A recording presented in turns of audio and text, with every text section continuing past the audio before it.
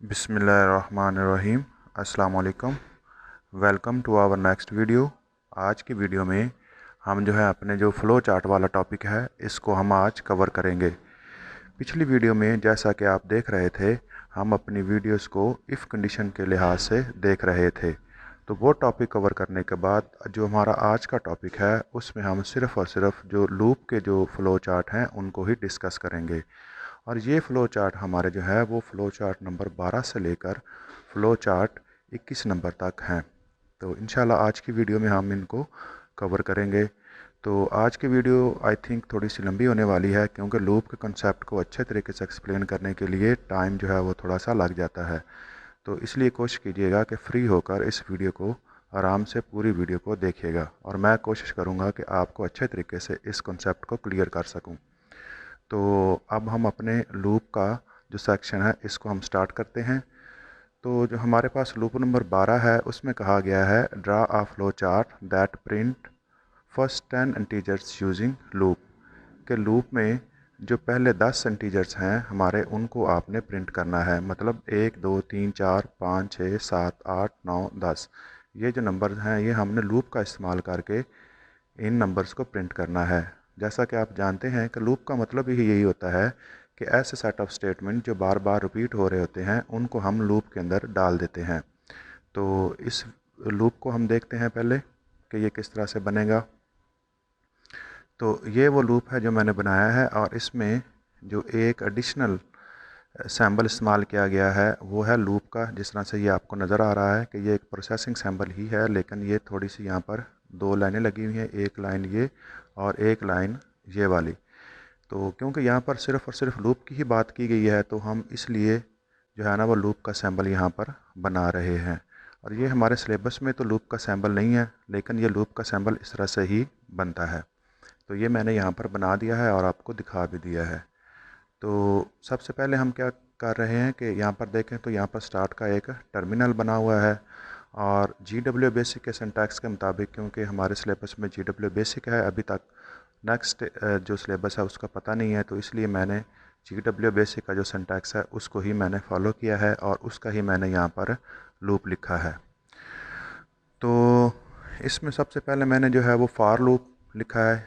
तो इसमें क्या है कि for n is equal to 1, n हमारे पास एक वेरिएबल है जिसको मैंने कह दिया है कि ये एक 1 है, इसके अंदर 1 स्टोर है, और इसने 2 10 कि इसने 10 तक जाना है, और स्टेप इसने 1 लेना है कि हर एक जो नेक्स्ट नंबर प्रिंट होगा उसमें और पिछले नंबर में सिर्फ एक नंबर का वो फ़र्क होगा। तो यहाँ पर देखें तो ये लिखा हुआ है for n is equal to 1 to 10 step 1, और उसके बाद है हमारा प्रिंट n के n के अंदर जो कुछ है उसको यहाँ पर प्रिंट कर दो। तो जैसा कि अब आप जानते हैं कि यहाँ पर n के अंदर यहाँ पर 1 स्टोर है, तो पहले जो हमारा आउटपुट आएगा तो वो यहाँ पर ये प्रिंट ये यहाँ पर n जो की वैल्यू है 1 वो यहाँ पर लग जाएगी। और उसके बाद कहा गया कि नेक्स्ट n कि n के पास वापस चले जाओ। तो ये देखें ये यहाँ पर n के पास वापस आ रहा है। तो अब क्या होगा कि इसमें एक स्टेप का इंक्रीमेंट होगा, क्योंकि ये स्टेप हमने यहाँ पर 1 लगाया हुआ है। तो जैसे ही 1 का स्टेप जो इंक्रीमेंट होगा तो n क्या हो जाएगा 2, और उसके बाद अगली सेट ऑफ स्टेटमेंट एग्जीक्यूट होंगी जो कि है प्रिंट n। अब n के अंदर 2 स्टोर हो गया है एक इंक्रीमेंट हो के, और उसके बाद फिर नेक्स्ट n, ये n के पास फिर वापस गया है, और यहाँ पर फिर एक स्टेप वो इंक्रीमेंट हुआ है, और उसके बाद फिर अगली सेट ऑफ स्टेटमेंट एग्जीक्यूट हुई हैं और उसमें कहा गया प्रिंट n। तो अब यहाँ पर n वो 3 हो गया है। इस तरह से ये लूप ये चलता रहेगा। उसके बाद वो 4 प्रिंट होगा, फिर 5 होगा, फिर 6 7 8 9, और आखिर में वो 10 प्रिंट होगा। अब जैसे ही यहाँ पर वो सेट ऑफ स्टेटमेंट वो 10 पर पहुँचेंगी और 10 यहाँ पर प्रिंट होगा, तो उसके बाद ये नेक्स्ट n ये यहाँ से दोबारा ऊपर आएगा, और यहाँ पर चेक किया जाएगा कि ये अभी 10 हुआ है कि नहीं हुआ है। क्योंकि यहाँ पर 10 हो गया है तो इसलिए अब ये नेक्स्ट स्टेटमेंट ये एग्जीक्यूट नहीं होगी, बल्कि हमारा लूप वो इधर से यहाँ पर ट्रांसफ़र हो जाएगा। तो इस तरह से ये हमारे 1 से लेकर 10 तक जो नंबर्स हैं वो वहाँ पर प्रिंट हो जाएंगे। तो इस तरह से हमारा ये पहला फ़्लो चार्ट वो पूरा हो गया है, जिसमें कहा गया है कि आप अपने पहले 10 नंबर वो इंटीजर नंबर वो लूप का इस्तेमाल करके इनको प्रिंट करें। तो इसके बाद हम अगला फ्लो चार्ट देख लेते हैं। अगला फ्लो चार्ट में हमें कहा गया है कि draw a flow chart that print odd numbers from 1 to 10, कि आपने जो नंबर्स प्रिंट करने हैं वो ऑड प्रिंट करने हैं और वो 1 से लेकर 10 तक जितने भी ऑड नंबर हैं उनको आपने प्रिंट करना है। तो इस लूप को भी हम देख लेते हैं ज़रा। अच्छा, तो ये हमारे पास जो है वो अगला फ्लो चार्ट बना हुआ है जिसमें कहा गया है कि आपने ऑड नंबर जो है वो प्रिंट करने हैं 1 से लेकर 10 तक। तो जैसे आपको नज़र आ रहा है कि पहले यहाँ पर स्टार्ट का टर्मिनल बना हुआ है और उसके बाद हम कह रहे हैं कि n इज़ इक्वल टू 1, कि क्योंकि हमने 1 से लेकर 10 तक जाना है इसलिए n को जो है हमने वो इक्वल टू 1 रख दिया है। और उसके बाद हम चेक कर रहे हैं कि n की वैल्यू क्या है। अब यहाँ पर n जो है वो लेस दैन या इक्वल टू 10 है, तो जवाब हमारे पास यस या ट्रू में आएगा। तो यहाँ पर n जो है वो 1 है, तो इसलिए हमारे पास जवाब जो है वह यस या ट्रू में आएगा और उसके बाद प्रिंट हो जाएगा n। अब n की वैल्यू हमारे पास 1 है, तो ये यहाँ पर 1 जो है वो आउटपुट में आ गया है। और उसके बाद जो है वो n is equal to n plus 2, कि जितनी n की वैल्यू है उसके अंदर 2 का आप और इंक्रीमेंट कर दें। अब जैसे ही 2 का इंक्रीमेंट होगा तो n की वैल्यू जो है वो 3 हो जाएगी और इसको वापस भेज दिया जाएगा इफ़ कंडीशन में फिर चेक होने के लिए कि ये 10 से छोटा है या इसके बराबर है। तो क्योंकि यहाँ पर n की वैल्यू अब 3 है तो और वो भी 10 से जो है वो छोटी है, तो उस सूरत में भी हमारा जवाब जो है वो ट्रू में आएगा और जो हमारा प्रिंट हो जाएगा n, और n के अंदर अब कितनी वैल्यू है 3। ठीक है। और उसके बाद हमारी अगली सेट ऑफ स्टेटमेंट एग्जीक्यूट होंगी जिसमें कहा गया कि n is equal to n plus 2, के n के अंदर जितनी वैल्यू है उसमें से 2 और जमा कर दो। अब यहाँ पर n जो है वो 5 हो जाएगा और इसको दोबारा चेक करने के लिए भेज दिया जाएगा कि ये 10 से छोटा है या कि नहीं। तो उस सूरत में भी हमारा जवाब जो है यस या ट्रू में आएगा और प्रिंट हो जाएगा n, और n के अंदर अब कितनी वैल्यू स्टोर है, वो है 5। और इसके बाद फिर n के अंदर 2 इंक्रीमेंट होगा और इस तरह फिर चेक किया जाएगा तो प्रिंट 7 होगा। तो वैल्यू जो है यहाँ पर n की 7 है और प्रिंट भी यहाँ पर 7 हो जाएगा जिस तरह से ये आपको नज़र आ रहा है।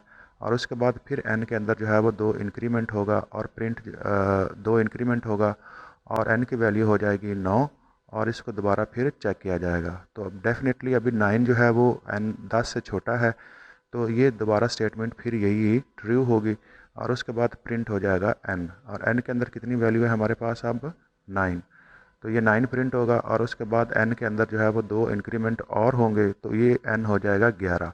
अब इसको दोबारा यहाँ पर भेजा जाएगा तो यहाँ पर आप देख सकते हैं कि यहाँ पर n की वैल्यू 11 है और इसने 10 या इससे छोटा होना था, तो ये स्टेटमेंट यहाँ पर फॉल्स कंडीशन में चली जाएगी। अब जैसे ये फॉल्स कंडीशन में जाएगी तो जो हमारा जो फ्लो चार्ट है वो यहाँ पर एंड हो जाएगा। तो इस तरह से हमारे पास आउटपुट में हमारे पास जो रिज़ल्ट आएगा वो आएगा 1 3 5 7 एंड 9। तो इस तरह से हमारा ये भी फ़्लो चार्ट यहाँ पर पूरा हो जाता है। इसके बाद हम अगला फ़्लो चार्ट देख लेते हैं। अगला फ़्लो चार्ट में कहा गया है कि draw a flow chart that takes a number as a input and print its multiplication table up to 10, कि आपने कोई भी एक नंबर लेना है और उसका आपने एक टेबल बनाना है जो कि हमारे नंबर जो है वो 10 तक जाएगा।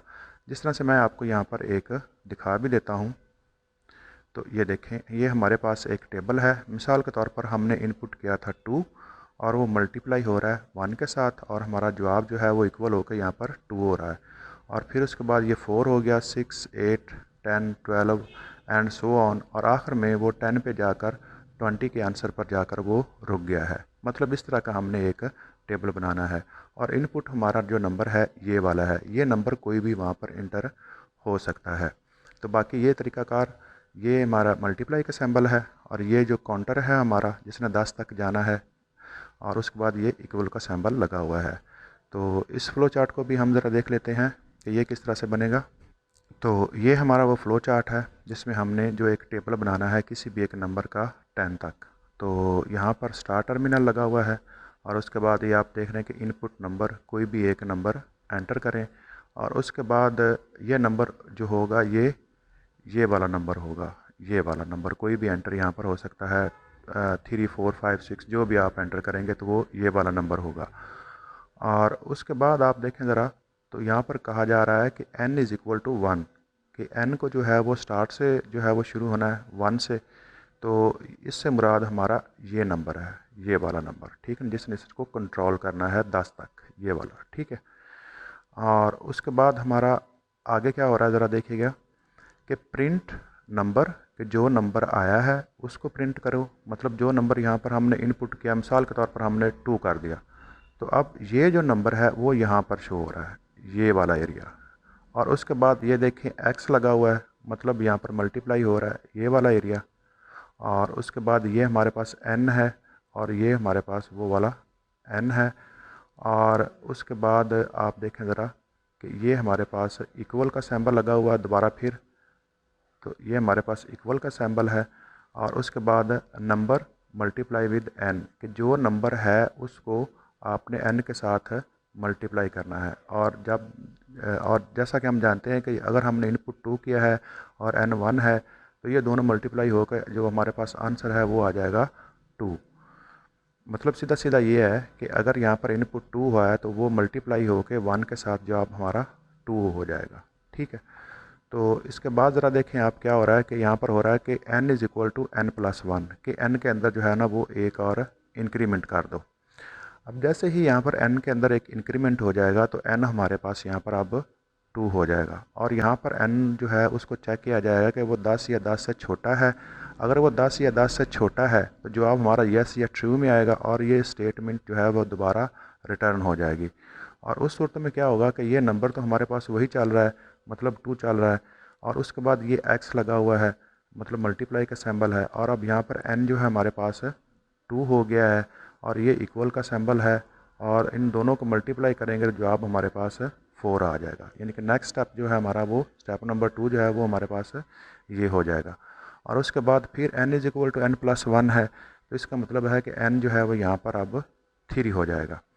अब 3 हो जाएगा तो इसको फिर यहाँ पर टेस्ट किया जाएगा कि ये 10 या 10 से छोटा है। अगर जवाब हमारा ट्रू में आता है तो ये सेट ऑफ स्टेटमेंट यहाँ पर दोबारा फिर रिटर्न हो जाएंगी। और वही तरीकाकार है कि पहले नंबर जो है हमारे पास वो प्रिंट होगा और उसके बाद जो n की वैल्यू होगी वो हमारे पास प्रिंट होगी कितनी है, और उसके बाद जो इनका आंसर होगा इन दोनों को मल्टीप्लाई होने के बाद वो यहाँ पर लिख दिया जाएगा, जिस तरह से यहाँ पर 6 होगा।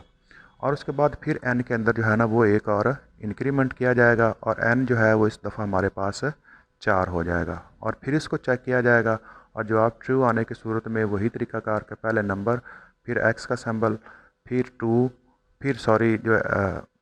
फिर x का सिंबल, और उसके बाद जो n की वैल्यू है वो यहाँ पर प्रिंट होगी जिस तरह से 4 है, और उसके बाद उनको आपस में मल्टीप्लाई करके उसका आंसर जो है ना वो प्रिंट कर दिया जाएगा। और इस तरह से ये लूप चलता रहेगा, ठीक है ना। और आखिर में जब क्या होगा कि अगर हमारा स्टेटमेंट फॉर एग्ज़ाम्पल हमारे पास ये हुआ कि n जो है वो हमारे पास 11 हो गया, 10 होने के बाद उसने ये सेट ऑफ स्टेटमेंट जो है वो एग्जीक्यूट की और उसके बाद जो है वो हमारा जो नंबर है वो 11 हो गया। अब जैसे यहाँ पर 11 हुआ तो जवाब हमारा जो है वो नो और फॉल्स में आएगा, क्योंकि हमारी कंडीशन है कि n जो है वो लेस देन और इक्वल टू 10 होना चाहिए। अब जैसे यहाँ पर 11 हुआ तो जवाब हमारा नो और फॉल्स में गया और हमारा जो फ्लो चार्ट है वो यहाँ पर आकर एंड हो गया। तो इस तरह से हम जो है वो नंबर जो है मल्टीप्लिकेशन टेबल के वो हम 1 to 10 तक लिख सकते हैं। नंबर आप बेशक जो मर्ज़ी यहाँ पर एंटर कर दें, अगर आप 3 एंटर करेंगे तो वो बार बार यहाँ पर 3 ही लिखता जाएगा, ठीक है। और इसके बाद हम अगला फ्लो चार्ट देख लेते हैं। तो अगले फ्लो चार्ट में कहा गया है कि draw flow chart that takes 2 numbers as input and print the multiplication table of the first numbers up to the second numbers, कि आपने एक ऐसा फ़्लो चार्ट बनाना है जिसमें आपने 2 नंबर इनपुट करने हैं, ठीक है। और पहले नंबर से लेकर दूसरे नंबर तक दरमियान में जितने भी टेबल आ रहे हैं उन सभी को आपने जो है ना वो दिखाना है कि ये उनका आंसर आया है। इसके पहले मैं आपको एक एग्जांपल दिखा देता हूँ ताकि आपको कॉन्सेप्ट क्लियर हो जाए। तो ये देखें, जिस तरह से अगर मैं मिसाल तौर पर यहाँ पर कोई नंबर एंटर करता हूँ, पहला नंबर 2 और आखिरी नंबर जो है वो 5 एंटर कर देता हूँ, तो उस सूरत में क्या होगा कि जो हमारा पहले जो है वो 2 का टेबल प्रिंट होगा और उसके बाद 3 का टेबल प्रिंट होगा, ठीक है, और उसके बाद 4 का टेबल प्रिंट होगा और आखिर में जो है वो 5 का टेबल प्रिंट होगा। क्योंकि मैंने 2 नंबर एंटर किए हैं, एक नंबर मैंने 2 एंटर किया है और एक नंबर मैंने 5 एंटर किया है। तो अब आप देख सकते हैं कि 2 से लेकर 5 तक जितने भी टेबल बनते थे वो यहाँ पर डिस्प्ले होने हैं।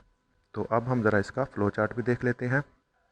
तो हमारा ये वो फ़्लो चार्ट है जिसमें हमने 2 नंबर जो है वो इनपुट करने हैं। जिस तरह से मैं यहाँ पर स्टार्ट टर्मिनल के बाद जो है पहला नंबर जो है वो 2 ले रहा हूँ और दूसरा नंबर जो है वो मैं 5 ले रहा हूँ। और सी को मैंने यहाँ पर 1 सेट किया हुआ है। जिस तरह से आप जानते हैं कि दरमियान में जो हमारा काउंटर चल रहा होता है 1 2 3 4 5 अप टू 10, तो ये सी हमारा वो वाला काउंटर है। तो इस सेट ऑफ स्टेटमेंट की आई थिंक आपको समझ आ ही गई होगी कि ये किस तरह से काम कर रही है। कि मतलब प्रिंट num1 के अंदर कौन सा नंबर है, अब हमारे पास 2 है तो ये वाला नंबर है, और उसके बाद ये x है ये वाला, और उसके बाद ये हमारा जो है आगे वो c आ रहा है ये वाला, तो ये हमारे पास वो c है। और ये हमारे पास जो इक्वल का सिंबल था तो ये हमारे पास इक्वल आ गया है। और n num1 multiply with c, तो अगर हमारे पास num जो है वो 2 है, num1 जो है वो 2 है और c इज़ इक्वल टू 1 है, तो इसका जवाब जो है हमारे पास 2 ही आएगा। ठीक है। और उसके बाद फिर क्या हो रहा है कि यहाँ पर देखें ज़रा आप कि यहाँ पर चेक किया जा रहा है कि इफ़ c जो है वो लेस दैन या इक्वल टू है 9, अगर वो इससे कम है 9 से कम है, तो ये 9 से कम कैसे होगी है इसको हम ज़रा आगे जाकर देखते हैं। तो उस सूरत में क्या होगा कि जो एक नंबर है सी के अंदर वो इंक्रीमेंट कर दिया जाए। अब सी जो है यहाँ पर 2 हो जाएगा और ये सेट ऑफ स्टेटमेंट यहाँ से दोबारा रिटर्न हो जाएंगी। ठीक है। अब यही तरीकाकार जो लास्ट लूप वाला था वही यहाँ पर दोबारा रिपीट होगा और फिर सी को चेक किया जाएगा। अब सी हमारे पास यहाँ पर 2 है तो इसको चेक किया जाएगा कि सी जो है वो लेस दैन या इक्वल टू 9 है। तो इस सूरत में हमारे पास जवाब जो है वो सी के अंदर एक और इंक्रीमेंट होगा, सी हमारे पास 3 हो जाएगा और ये सेट ऑफ स्टेटमेंट दोबारा फिर रिपीट होंगी। और उसके बाद फिर सी को चेक किया जाएगा और उसके बाद फिर सी के अंदर एक इंक्रीमेंट होगा और सी जो है हमारे पास 4 हो जाएगा। इस तरह से सी हमारे पास 5 होगा, 6 होगा, 7 होगा, 8 होगा, 9 होगा। और जब 9 होगा तो ये देखें कि लेस दैन इक्वल टू 9, मतलब 9 जो है वो इसके बराबर हो रहा है, तो उस सूरत में भी हमारा जवाब जो है यस और ट्रू में आएगा और सी जो है यहाँ पर कितना हो जाएगा 10। अब जैसे यहाँ पर 10 होगा तो ये लूप रिटर्न होकर वापस ऊपर आएगा और अपने सारे वो काम करेगा जो पहले हम डिस्कस कर चुके हैं। और उसके बाद यहाँ पर सी जो है वो कितना है 10 है।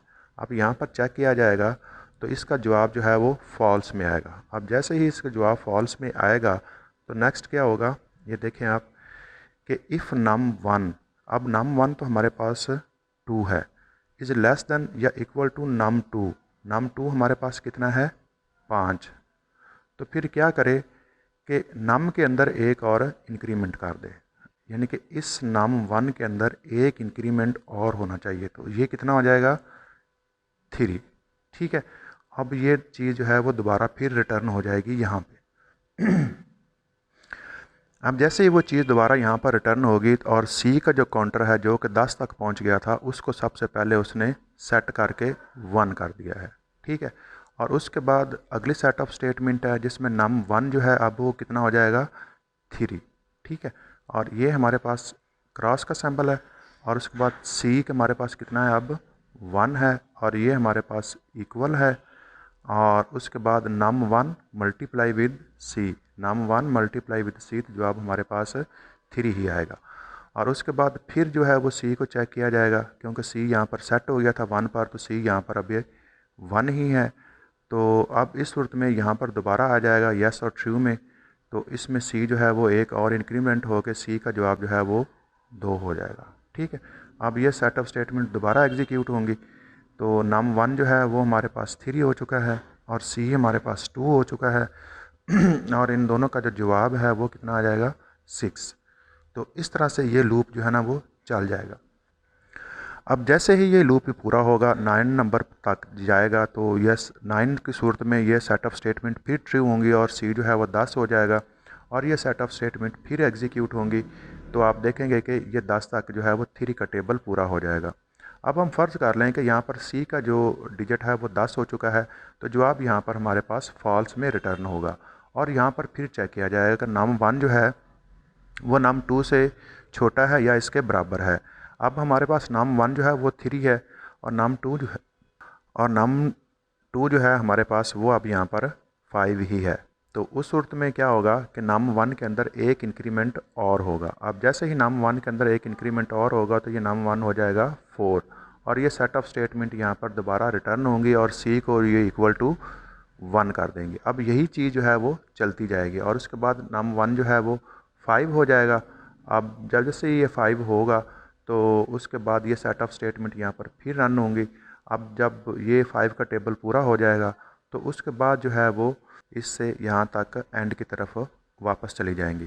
तो इस तरह से हमारा ये भी जो फ़्लो चार्ट है ये यहाँ पर पूरा हो जाएगा। तो इसके बाद हम जो है वो अपना अगला फ़्लो चार्ट देख लेते हैं, वो कौन सा है। अगला फ़्लो चार्ट में हमें कहा गया है कि draw a flow chart the print integers from 10 to 1 reverse order using loop, कि आपने एक फ़्लो चार्ट बनाना है जिसमें आपके जो इंटीजर नंबर्स हैं वो रिवर्स ऑर्डर में या उल्ट ऑर्डर में या उल्ट तरतीब में जो है वो प्रिंट होने चाहिए। मतलब 10 से 1 की तरफ, मतलब पहले 10 प्रिंट हो, फिर 9 प्रिंट हो, फिर 8 7 एंड अप डाउन टू 1। तो इसको आपने लूप के ज़रिए करना है, तो इसलिए हमें जो लूप का सैम्पल है वो यहाँ पर बनाना पड़ेगा। तो अब हम ज़रा इस फ़्लो चार्ट को भी देख लेते हैं। तो ये हमारा वो फ़्लो चार्ट है जिसमें कहा गया है कि आपने इसको रिवर्स ऑर्डर में बनाना है लूप का इस्तेमाल करके। तो ये लूप का सैम्पल मैंने यहाँ पर बनाया हुआ है। तो जिस तरह से आपको नज़र आ रहा है कि यहाँ पर पहले मैंने लिखा है for num is equal to 10, क्योंकि नम को मैंने यहाँ से 10 से जो है ना वो डाउनवर्ड लेके जाना है। तो और 2 1 1 तक लेके जाना है और स्टेप आप देख रहे हैं कि यहाँ पर मैं -1 कर रहा हूँ। तो उसके बाद क्या हो रहा है कि प्रिंट नम के अंदर जो वैल्यू है वो प्रिंट करें। जिस तरह से यहाँ पर 10 है, 10 यहाँ पर प्रिंट हो गई है और उसके बाद नेक्स्ट नम पर दोबारा रिटर्न हो जाओ। अब स्टेप -1 होने की वजह से नम के अंदर जो है ना वो अब 9 रह जाएगा और उस 9 ने जाना है कहाँ तक, रिवर्स होके 1 तक और उसके बाद प्रिंट होगा नम। अब नम के अंदर कितना स्टोर है हमारे पास, 9 और नेक्स्ट नम। और इस तरह से फिर स्टेप में जो है वो -1 है तो नम के अंदर जो है वो बाकी 8 रह जाएगा और 8 प्रिंट होगा और इस तरह से नेक्स्ट नम हो जाएगा और फिर कंडीशन चेक की जाएगी। अभी तक 1 तक हम नहीं पहुंचे हैं तो फिर उसमें स्टेप 1 जो है वो माइनस करेंगे तो यहाँ पर जो प्रिंट है वो 7 हो जाएगा। इस तरह से फिर 6 होगा, 5 होगा और इस तरह से ये चलता जाएगा और आखिर में 1 प्रिंट होगा। जब 1 प्रिंट होगा तो उसके बाद क्या होगा कि ये लूप इसको दोबारा रिटर्न करेगा तो कंडीशन यहाँ पर फॉल्स हो जाएगी। तो इस सूरत में क्या होगा कि हमारा लूप जो है वो एंड की तरफ रिटर्न कर जाएगा। तो इस तरह से हमारा ये जो लूप है ये भी यहाँ पर पूरा हो जाएगा। तो इसके बाद हम अगला लूप देख लेते हैं। नेक्स्ट में हमें यह कहा गया है कि draw a flow chart that takes input n from the user and print the sum of n numbers, first n numbers and their average. तो इस लूप में हमें यह कहा गया है कि आपने एक नंबर यूज़र से लेना है और जो नंबर आपने यूज़र से लेना है उस नंबर्स के जो पहले नंबर्स हैं उनको आपने जमा करना है और साथ आपने उसकी एवरेज भी निकालनी है। मिसाल के तौर पर कोई नंबर है 8, यूज़र ने एंटर किया है तो 8 7 6 ये सारे नंबर जो हैं या 1 2 3 4 5 6 7 8 इन सारे के जो नंबर्स हैं इनको आपने जमा भी करना है और इनका जो है वो आपने एवरेज भी लेना है। तो इस फ़्लो चार्ट को भी हम देख लेते हैं ज़रा कि ये किस तरह से बनेगा। तो ये हमारे पास वो फ़्लो चार्ट है जिसमें देख रहे हैं कि आप ये स्टार्ट का टर्मिनल है और उसके बाद कोई एक नंबर जो है हमने यूज़र से लेना है। मिसाल के तौर पर मैं कह रहा हूँ कि वो नंबर हमारे पास 10 है। तो उसके बाद क्या हुआ है कि मैंने कहा है कि i इज़ इक्वल टू 0 और sum is equal to 0। i is equal to 0 का मतलब ये है कि हमने 1 से लेकर 10 तक हमने जितने नंबर्स हैं उनको काउंट करना है। तो उस सूरत हाल में आप देख सकते हैं कि if i less than equal to number, कि i जो है जब तक वो नंबर्स के से छोटा या इसके बराबर है, अगर इसका जवाब येस या ट्रू में आता है तो मैं यहाँ पर कह रहा हूँ कि sum is equal to sum plus 1, के sum is equal to sum plus I, के सम के अंदर जो नंबर आई का है वो यहाँ पर ऐड कर दो। तो अब यहाँ पर आप देख सकते हैं कि यहाँ पर आई भी ज़ीरो है और सम भी ज़ीरो है। इसका मतलब ये हुआ कि जो सम है हमारे पास वो यहाँ पर अब सिर्फ ज़ीरो ही रहेगा। तो उसके बाद हो रहा है कि I is equal to I plus 1, I के अंदर एक इंक्रीमेंट कर दो और रिटर्न हो जाओ दोबारा यहाँ पर। और यहाँ पर फिर चेक करो कि आई जो है अभी तक वो नंबर से छोटा या इसके बराबर है। जवाब अगर जवाब अगर हमारा यस या ट्रू में आता है तो फिर sum is equal to sum plus I कर दो, कि आई की जो वैल्यू है वो इसके अंदर ऐड कर दो। तो इसका मतलब क्या होगा कि S is sum is equal to sum plus one sum plus I. तो इसका मतलब ये हुआ कि sum is equal to sum plus आई।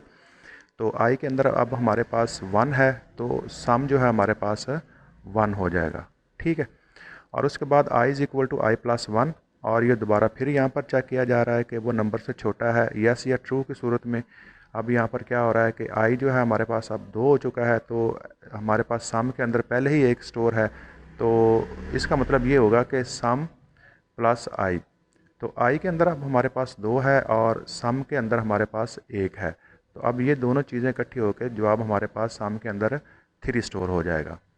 उसके बाद फिर आई के अंदर एक इंक्रीमेंट होगा और फिर चेक किया जाएगा यस या ट्रू की शक्ल में जो है वो sum is equal to sum plus I हो जाएगा। अब हम जानते हैं कि आई के अंदर जो है वैल्यू कितनी स्टोर हो चुकी है 3 इस इंक्रीमेंट के बाद। तो सम के अंदर पहले ही हमारे पास 3 स्टोर है, तो हम ये कह सकते हैं कि जो सम की जो वैल्यू हमारे पास बनेंगी वो पहले हमारे पास 3 है और इंक्रीमेंट जो हमारे पास आई जो है वो हमारे पास 3 है। तो टोटल जो सम की वैल्यू हो जाएगी हमारे पास अब यहाँ पर 6 हो जाएगी। और उसके बाद फिर आई जो है इसमें एक इंक्रीमेंट किया जाएगा तो आई कितना हो जाएगा हमारे पास 4, ठीक है। और इसको दोबारा फिर यहाँ पर चेक किया जाएगा, जवाब यस या ट्रू की सूरत में आने पर क्या होगा कि sum is equal to sum plus I, के सम के अंदर हमारे पास पहले जो है वो 6 महफूज है, तो उसके बाद हमारे पास इंक्रीमेंट हो के आई की वैल्यू जो है वो 4 हो चुकी है और सम के अंदर कितना स्टोर हो जाएगा टोटल 10। तो इस तरह से ये लूप जो है ना ये चलता रहेगा जब तक जो है हमारी आई की वैल्यू जो है ना वो 11 नहीं हो जाती। अब जैसे ही हमारी आई की वैल्यू 11 होगी तो ये कंडीशन जो है ये फॉल्स रिटर्न कर देगी। तो फिर क्या होगा, जब हमारे फॉल्स रिटर्न होगा तो प्रिंट क्या होगा हमारे पास सम, जितना सम के अंदर जितना जवाब आ चुका है वो यहाँ पर प्रिंट हो जाएगा। और उसके बाद हमने इनकी एवरेज लेनी है, तो print some divided by number, जो नंबर आपने यहाँ पर एंटर किया था उस नंबर पे हमने उसको तकसीम कर देना है, तो उससे एवरेज जो है वो प्रिंट हो जाएगी। और उसके बाद देख रहे हैं कि हमारा फ़्लो चार्ट जो है वो यहाँ पर एंड हो रहा है। तो इसके बाद हम अगला फ़्लो चार्ट देख लेते हैं। अगला फ़्लो चार्ट में हमें कहा गया है कि draw a flow chart that takes a few number as input from the users and print them in reverse order, कि वो यूज़र से कुछ नंबर ले, कुछ नंबर मतलब वो नंबर 1 2 3 4 5 भी हो सकते हैं, तो इनको वो फिर वो रिवर्स ऑर्डर में प्रिंट करे। मतलब कैसे प्रिंट करे, 5 4 3 2 1 इस तरह से वो इसको प्रिंट करे।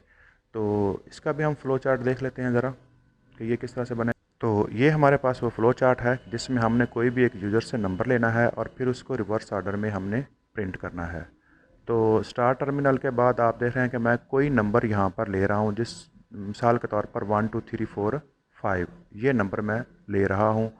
और यहाँ पर मैंने रिवर्स को जो है वो शॉर्टकट रिव लिख दिया है इज़ इक्वल टू 0।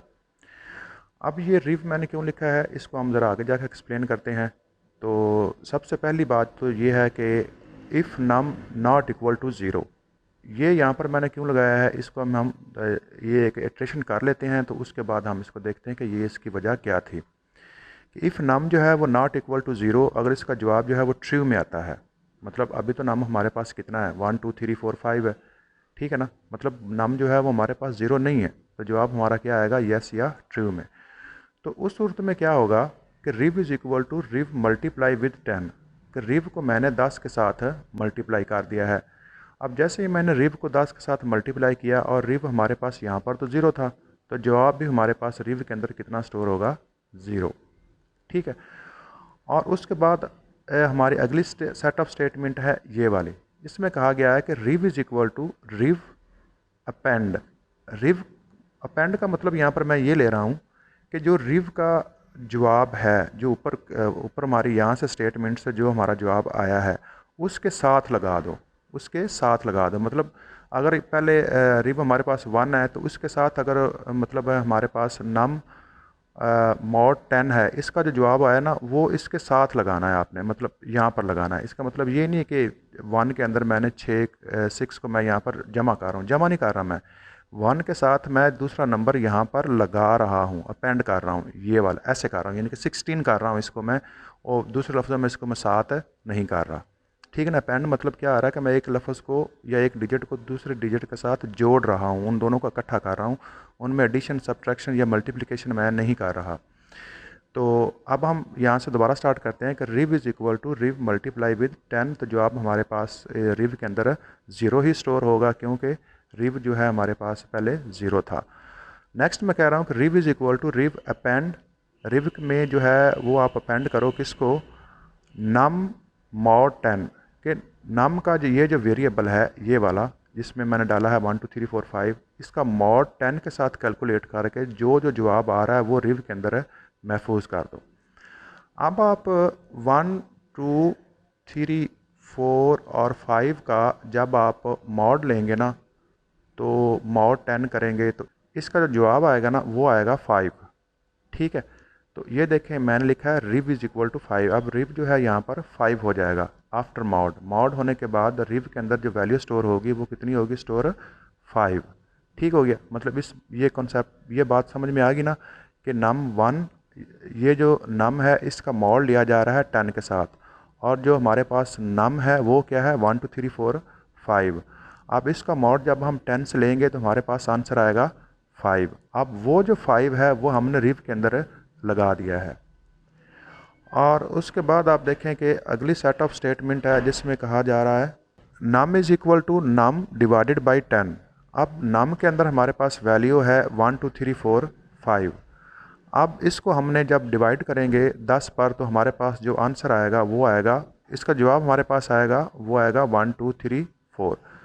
तो जिस तरह से ये आपको नज़र आ रहा है कि यहाँ पर मैंने लिखा है कि num is equal to 1 2 3 4 after divide होने के बाद जो नम के अंदर अब हमारे पास महफूज चीज़ है वो क्या है 1 2 3 4। अब ये सेट ऑफ स्टेटमेंट जब सारी एग्जीक्यूट हो जाएंगी तो ये देखें ये एक इटरेशन बन जाएगी, ये वाली यहाँ से लेकर यहाँ तक। तो उसके बाद क्या हो रहा है कि ये जो सेट ऑफ स्टेटमेंट है ये हमको रिटर्न कर रही हैं दोबारा कि इफ़ नम जो है वो इक्वल टू 0 नहीं हुआ तो अभी जो है नम हमारे पास कितना है 1 2 3 4। तो उसके बाद जवाब हमारा यस या ट्रू में आएगा। और उसके बाद क्या होगा कि रिव के अंदर आप जानते हैं कि हमारी वैल्यू जो थी वो स्टोर हो गई थी 5। ये आप यहाँ से देख सकते हैं कि रिव की वैल्यू हमारे पास है 5 है। तो रिव को हमने मल्टीप्लाई किया है 10 के साथ, तो जवाब हमारे आ गया है 50। ठीक है, और उसके बाद क्या हो रहा है कि rev is equal to rev append के साथ, रिव के साथ आपने अपेंड करना है नम मॉड 10। अब हमारे पास नम जो है वो कितना बला 1 2 3 और 4। अब हमने इसका मॉड लेना है। अब जब इसका मॉड लेंगे तो इसका जो आंसर आएगा वो आएगा 4। तो वो रिव के साथ 5 और 4 अपेंड हो जाएगा। 5 के साथ जो 4 है वो यहाँ पर अपेंड हो जाएगा। ये देखें ये हो जाएगा 55 और 4। इसके बाद हमारे अगली सेट ऑफ स्टेटमेंट में कहा जा रहा है कि num is equal to num divided by 10। तो नम के अंदर जैसा कि हम जानते हैं वो कितना स्टोर है 1 2 3 4। तो इससे हमें जो जवाब मिलेगा वो हो जाएगा 1 2 और 3। ठीक है, अब नम 1 के अंदर कितना स्टोर हो जाएगा 1 2 3। ये आपको यहाँ पर नज़र आ रहा है ये वाला एरिया। ठीक है, तो उसके बाद हमारी सेट ऑफ स्टेटमेंट फिर जो है ना वो रिटर्न हो जाएंगी। मतलब हमारा ये सेक्शन भी यहाँ पर पूरा हो जाएगा। ठीक है, और उसके बाद आप ज़रा देखें तो अब हमारे पास रिव जो है वो 54 है। तो रिव को हमने मल्टीप्लाई किया दोबारा यहाँ पर 10 के साथ, तो वो हो गया 540। ठीक है, और उसके बाद रिव के साथ हम जो अपेंड कर रहे हैं वो नम मॉड 10। अब हमारे पास जो नम है वो कितना है, यहाँ पर आप देख सकते हैं कि 1 2 3 है। तो इसका जब हम मॉड लेंगे तो उसमें से हमारे पास जो वैल्यू कैलकुलेट रिटर्न होगी वो सिर्फ़ और सिर्फ 3 होगी, और उसको हमने रिव के साथ दोबारा अपेंड कर दिया है। और उसके बाद हमने यहाँ पर फिर num is equal to num divided by 10 किया है। तो अब हमारे पास 1 2 3 डिवाइडेड बाई 10 का जो आंसर आएगा वो आएगा 1 2। ठीक है ना, 1 2 ये मैंने यहाँ पर लिखा भी हुआ है। और उसके बाद हमारी सेट ऑफ स्टेटमेंट जो है फिर दोबारा वो रिटर्न हो जाएंगी, और ये हमारा सेक्शन जो है वो यहाँ पर पूरा हो जाएगा। ठीक है, इसके बाद ये कैलकुलेशन फिर दोबारा यहाँ पर सारी होंगी, और रिव के अंदर ये वैल्यू स्टोर हो जाएगी। रिव को मल्टीप्लाई करने के बाद हमारे पास ये वैल्यू स्टोर हो जाएगी, और उसका मॉड लेने के बाद हमारे पास ये वैल्यू आ जाएगी, और नम जो है हमारे पास 1 बच जाएगा। आप दोबारा फिर ऊपर जाएंगे और देखेंगे कि नम जो है वो 0 हुआ है कि नहीं हुआ। तो नम तो अभी तक 1 है। तो इसके बाद ये सेट ऑफ स्टेटमेंट दोबारा फिर रन होगी, और उसके बाद हमारे पास ये कुछ और ये हमारे पास वैल्यू जो है ना वो इस तरह से कैलकुलेशन से होंगे। और यहाँ पर जो है वो नम जो इक्वल टू अब ज़ीरो हो जाएगा, ठीक है ना। तो अब यहाँ पर जैसे ही नम यहाँ पर ज़ीरो होगा तो ये हमारी सेट ऑफ स्टेटमेंट जो है वो नो और फॉल्स में रिटर्न कर जाएंगी और प्रिंट हो जाएगा रिव। और रिव के अंदर जो महफूज हुआ था लास्ट टाइम हम उसको निकाल लेंगे। ये वैल्यू है जो हमारे पास रिव में लास्ट टाइम महफूज हुई थी, और ये वैल्यू हमारे पास क्या आ रही है 5 4 3 2 1। मतलब जो हमने वैल्यू इनपुट की थी 1 2 3 4 5, तो अब उसका रिटर्न जो है वो आउटपुट में क्या आ रहा है ये वाला, ठीक है 5 4 3 2 1। तो यही हमारी प्रॉब्लम थी कि आपने एक ऐसा फ्लो चार्ट बनाना है जिसमें आप कोई भी एक नंबर इनपुट लें और फिर उसको आपने रिवर्स ऑर्डर में लिखना है। सो होप आपको इस कॉन्सेप्ट की क्लियर हो गया होगा। अगर आपको कोई प्रॉब्लम हो रही है तो इस वीडियो को दोबारा रिवाइंड करें और फिर देखें। मैं उम्मीद करता हूं कि आपको इसकी समझ ज़रूर आएगी। तो इसके बाद हम अपना अगला जो फ्लो चार्ट है वो देख लेते हैं। अगला फ्लो चार्ट में हमें कहा गया है कि draw a flow chart that takes 10 numbers as input from the users and print all odds. कि ऐसा फ्लो चार्ट बनाना है आपने कि आपने यूज़र से कोई 10 नंबर लेने हैं, ये फिक्स नहीं है, मतलब रैंडम नंबर आपने यूज़र से लेने हैं और फिर उनमें से कौन कौन से नंबर उसने और डाले हैं उनकी लिस्ट आपने उनको बतानी है यूज़र को, या वो सारे नंबर जो है ना वो डिस्प्ले करने हैं। तो इसका भी फ्लो चार्ट हम देख लेते हैं ज़रा। अच्छा, तो ये हमारे पास वो फ़्लो चार्ट है इससे हमने यूज़र से जो है वो 10 नंबर इनपुट लेने हैं और उसके बाद हमने वो सारे नंबर जो है वो प्रिंट करवाने हैं जो कि ऑड नंबर्स हैं। तो इसको भी हम देख लेते हैं ज़रा ये कैसे बनेगा। तो सबसे पहले ये स्टार्ट का टर्मिनल है और उसके बाद हम कह रहे हैं कि c इज़ इक्वल टू 1, मतलब हमने 1 से लेकर 10 तक जाना है, तो हमने c को जो है वो 1 यहाँ पर सेट कर दिया है। और उसके बाद यहाँ पर चेक किया जा रहा है कि इफ़ c जो है वो लेस दैन इक्वल टू 10 है। अगर इसका जवाब यस या ट्रू में आता है तो क्या हो, इनपुट करे ए सी। अब ए तो हमारे पास ये आ गया और सी जो है हमारे पास का क्या है, भला हमारे पास 1, ठीक है ना। सी क्या है हमारे पास 1, ये वाला, मतलब A1 यहाँ पर पूरा वर्ड बन जाएगा और A1 के अंदर कोई वैल्यू वो स्टोर कर देगा। मिसाल के तौर पर मैंने कह दिया कि उसने 21 एंटर कर दिया, ठीक है। अब A1 के अंदर जो है वो 21 स्टोर हो जाएगा और उसके बाद क्या होगा कि c is equal to c+1, कि c के अंदर एक और इंक्रीमेंट कर दो और रिटर्न जा रहा है कि चेक किया जा रहा है कि वो अभी तक 10 से छोटा ही है या ये उसके बराबर है। तो जवाब हमारा यस या ट्रू की सूरत में क्या होगा कि यहाँ पर हो जाएगा A2, ठीक है ना। क्या हो जाएगा यहाँ पर A2, क्योंकि c के अंदर एक इंक्रीमेंट बन गया था, तो अब ये क्या हो गया A2, मतलब एक नया वेरिएबल। इस कॉन्सेप्ट को हम अरे बोलते हैं, जिसमें हम एक मुस्तकिल जारी जो है वो एक स्पेस एलोकेट कर लेते हैं रैम पर, जिस पर जो है ना वो नंबर जो है वो आप स्टोर कर सकते हैं। तो इसकी जो अगर आपने वीडियो नहीं देखी हुई अरेज क्या होते हैं, तो मैं इंशाल्लाह इसका जो लिंक है वो अरेज नीचे डिस्क्रिप्शन में दे दूंगा। तो आप एक दफ़ा इस कॉन्सेप्ट को समझ लें, तो फिर आप जब ये फ्लो चार्ट देखेंगे तो आपको समझने में आसानी पैदा होगी। अच्छा, तो इस तरह से ये हमारा जो नेक्स्ट इनपुट है वो A2 में जो है वो हमने 32 कर दी है। फिर C के अंदर एक इंक्रीमेंट होगा, C3 हो जाएगा और फिर जो हमारा यस या ट्रू में आएगा। और A3 के अंदर हमने 9 स्टोर कर दिया है, A4 के अंदर 44, फिर 19 30 28 27 और 33 और आखिर में हमने 7 जो है वो एंटर किया है। अब जैसे ही यहाँ पर मतलब है हमारी सेट ऑफ स्टेटमेंट 10 यहाँ पर पूरी होंगी, जैसे स्टेटमेंट हमारी अब 11 में जाएगी तो हमारी सेट ऑफ स्टेटमेंट यहाँ पर फॉल्स हो जाएंगी, तो हमारी सेट ऑफ स्टेटमेंट ये वाली एग्जीक्यूट होंगी। अब जैसे ही ये एग्जीक्यूट होंगी तो हमारे पास जो है ना वो एक लिस्ट जो है वो हमारे रैम की मेमोरी में महफूज हो जाएगी, जिसमें A1 के अंदर एक डिजिट होगा, A2 के अंदर डिजिट होगा, A3 के अंदर, A4 के अंदर एंड अप टू A10 के अंदर जो है डिफरेंट जो है नंबर्स या डिजिट उनके अंदर महफूज होंगे। तो ये हमने सारे नंबर जो है ना वो इनपुट करने हैं। ये जब हम इनपुट कर लेंगे 10 नंबर पूरे, तो सेट ऑफ स्टेटमेंट हमारी नो या फॉल्स की तरफ जाएगी इस काउंटर को फॉलो करते हुए। तो सी को हमने दोबारा यहाँ पर सेट कर दिया है कि 1, कि सी को दोबारा जो है ना वो 1 की तरफ लेके जाओ। तो इस सूरत हाल में क्या होगा कि सी जो है वो दोबारा 1 से स्टार्ट होगी। तो यहाँ पर चेक किया जाएगा कि सी जो है वो 10 या 10 से छोटी है। तो जवाब हमारा अगर यस या ट्रू में आता है, तो यहाँ पर देखें कि मैंने एक वेरिएबल बनाया हुआ है odd is equal to AC mod 2। AC का मतलब क्या है यहाँ पर A1, ये वाला नंबर जो है ना ये लिया जाएगा। मतलब ये नंबर 21 है, तो इसका मॉड जो है वो लिया जाएगा 2 के साथ, और इसका जो आंसर है वो ऑड के वेरिएबल में महफूज कर दिया जाएगा। अब अगर इसका जो आंसर है वो अगर 1 आता है तो इसका मतलब है कि हमें दिया गया नंबर जो था वो ऑड था, तो जवाब हमारा यस या ट्रू में आएगा और प्रिंट हो जाएगा ए सी। मतलब ए सी के अंदर जो उस वक्त नंबर था वो नंबर यहाँ पर प्रिंट हो जाएगा, जैसे यहाँ पर 21 है ए सी के अंदर, और उसके बाद सी के अंदर एक और इंक्रीमेंट होगा और ये चीज़ दोबारा रिटर्न हो जाएगी कंडीशन में कि इसको चेक किया जाए कि सी जो है वो 11 तो नहीं हो गया।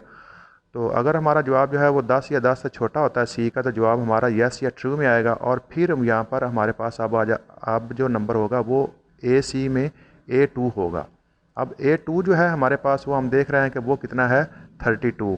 इसका मॉड जब हम लेंगे तो इसका जो मॉड है उसका जो आंसर है वो ऑड के अंदर महफूज हो जाएगा, और उसको चेक किया जाएगा कि वो जो आंसर है वो 0 है या कि 1 है।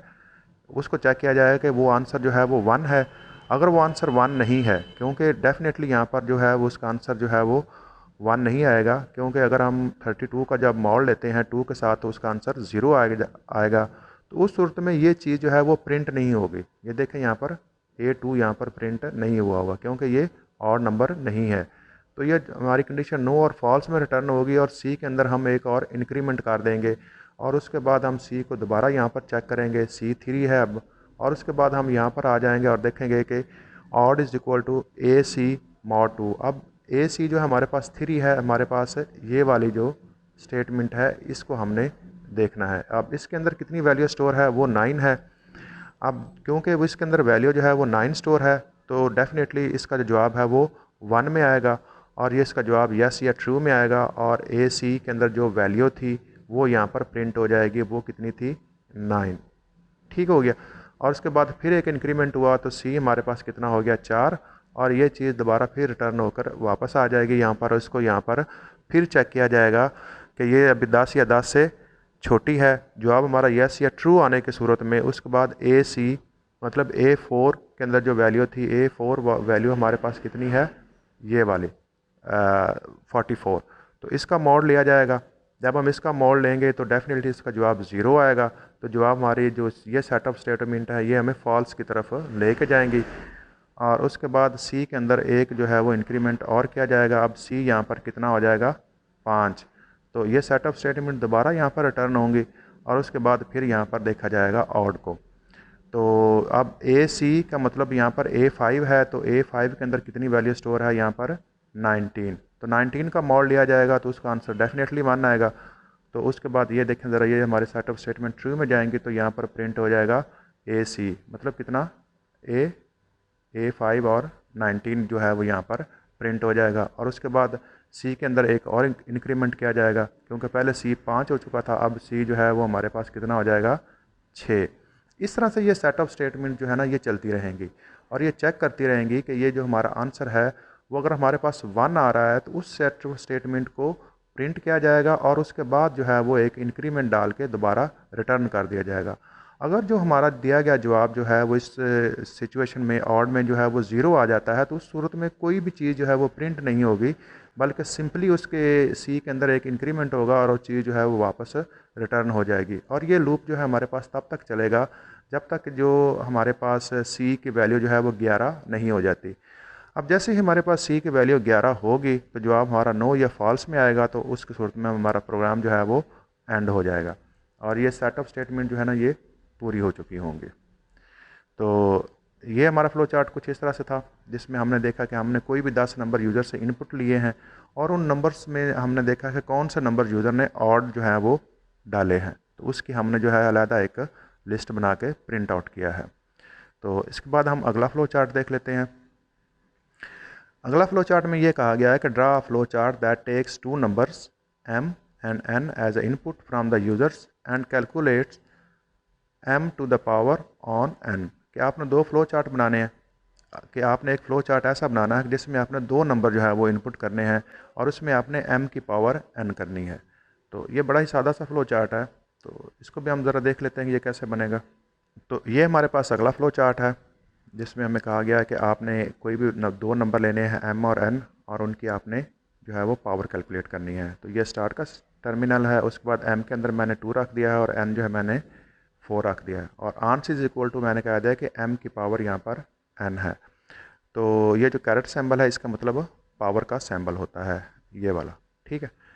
तो यहाँ पर मैंने m और n, m कैरेट सिंबल या पावर का सिंबल n कर दिया है। वो इसका जो आंसर है वो कैलकुलेट होके आंस के वेरिएबल में चला जाएगा और उसके बाद हमारा वो फ्लो चार्ट इसको प्रिंट कर देगा। तो एक तरीकाकार ये भी है और एक तरीकाकार और भी है। आप मतलब उसको फ्लो चार्ट में डालें और उसको आप उसको जो है वो इफ़ कंडीशन में डालें और उसको जो है ना वो बार बार मल्टीप्लाई करें।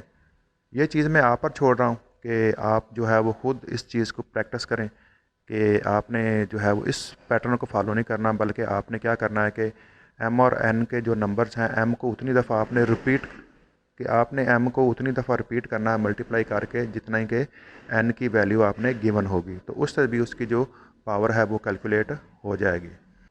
अच्छा, तो ये हमारा लास्ट फ्लो चार्ट है जिसमें कहा गया है कि draw flow chart that takes 2 number as input, calculate GCD number using the Euclidean algorithms. तो इसको भी हम ज़रा देख लेते हैं कि आपने कोई 2 नंबर लेने हैं और उनका आपने GCD कैलकुलेट करना है यूक्लिडियन एल्गोरिदम को फॉलो करके। तो इसको भी हम देख लेते हैं ज़रा। जिस तरह से ये आपको फ़्लो चार्ट जो है वो नज़र आ रहा है, तो इस फ़्लो चार्ट के देखें ये स्टार्ट का टर्मिनल है और यहाँ पर 2 नंबर कोई भी इनपुट हो रहे हैं। जिस तरह से नम 1 जो है मैंने यहाँ पर 78 रख दिया है और नम 2 जो है वो मैंने 66 रख दिया है। तो उसके बाद मैंने यहाँ पर लिखा है if num 1 mod num 2 greater than 0, कि नम 1 और नम 2 का जो मॉड है वो कैलकुलेट करें और अगर उसका जवाब 0 से बड़ा है, मतलब ये एक तरह का एक रेपिटेशन है। हमने उस वक्त तक इसको घुमाते रहना या इसके ऊपर सोल्यूशन जो है वो अप्लाई करते रहना जब तक जो हमारा आंसर है इन दोनों नंबर्स के मॉड का वो जो है वो इक्वल टू 0 या लेस दैन 0 नहीं हो जाता। तो उस सूरत हाल में आप देखें ज़रा ये क्या कर रहा है ये कि यहाँ पर कि अगर इन दोनों नंबर्स का जब मॉड जो है वो कैलकुलेट किया जाएगा और वो ग्रेटर दैन 0 होगा तो जवाब हमारा येस या ट्रू में आएगा। ये देखें यहाँ पर, तो उस वक्त क्या होगा कि r is equal to num 1 mod num 2। तो यहाँ पर देखें मैंने आपको आसानी के लिए मैंने यहाँ पर आउटपुट सैम्बल में कुछ दिखाया हुआ है कि ये मैंने 2 नंबर एंटर किए थे। यहाँ पर ये r1 वाली सिचुएशन यहाँ पर है कि 78 मॉड 66, तो इसका आंसर कितना आ रहा है 12, ठीक है। इसका मतलब ये होगा कि r1 के इसका मतलब ये होगा कि r के अंदर जो वैल्यू स्टोर होगी वो कितनी हो जाएगी 12, ठीक है। और अगली सेट ऑफ स्टेटमेंट में क्या कहा जा रहा है कि नम 1 इज़ इक्वल टू नम 2, कि नम 2 की जो वैल्यू है वो नम 1 के अंदर ऐड कर दो।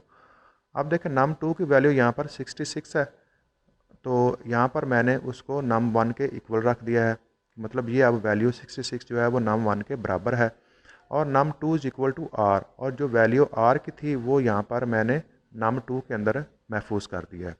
तो अब ये चीज़ दोबारा फिर रिटर्न जा रही है।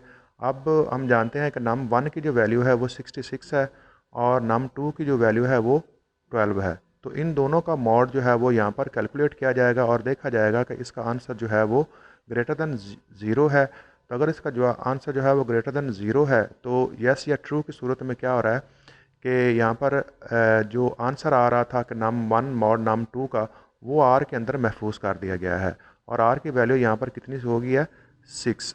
और उसके बाद नम 1 इज़ इक्वल टू नम 2, यानी कि नम 2 की जो वैल्यू है वो हमारे पास 12 थी, उसको हमने उठाकर नम 1 के अंदर ऐड कर दिया है। अब नम 1 जो है यहाँ पर 12 हो गया है और जो उसके बाद है नम 2 इज़ इक्वल टू r,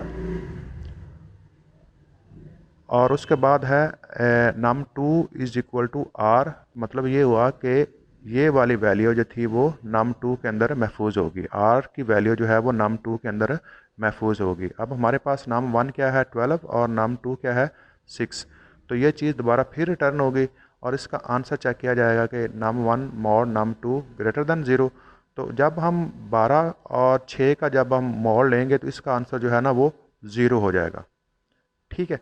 अब जैसे ही 0 होगा तो वो इक्वल टू 0 तो हो नहीं सकता, इसलिए इसका जो आंसर जो है वो रिटर्न फॉल्स में चला जाएगा और प्रिंट किया जाएगा नम 2। अब नम 2 के अंदर कितना हमारे पास महफूज था लास्ट टाइम 6, ठीक है। तो इसका जो आंसर है वो 6 प्रिंट होगा और उसके बाद हमारा फ्लो चार्ट एंड हो जाएगा। तो इस तरह से हमने जो फ़्लो चार्ट के जो इस तरह से हमने जो लूप के फ़्लो चार्ट थे वो हमने यहाँ आज जो है वो कवर किए हैं। तो उम्मीद करता हूँ कि आपको अच्छे तरीके से समझ आ गई होगी। और इसके अगर फिर भी आपको लग रहा है कि इसमें आपको कोई मसला हो रहा है तो आप मुझे कमेंट सेक्शन में बता दें, मैं इंशाल्लाह कोशिश करूँगा उसको सॉल्व करने की। अपना ख्याल रखिए, मुझे इजाज़त दीजिए। अल्लाह हाफ़िज़।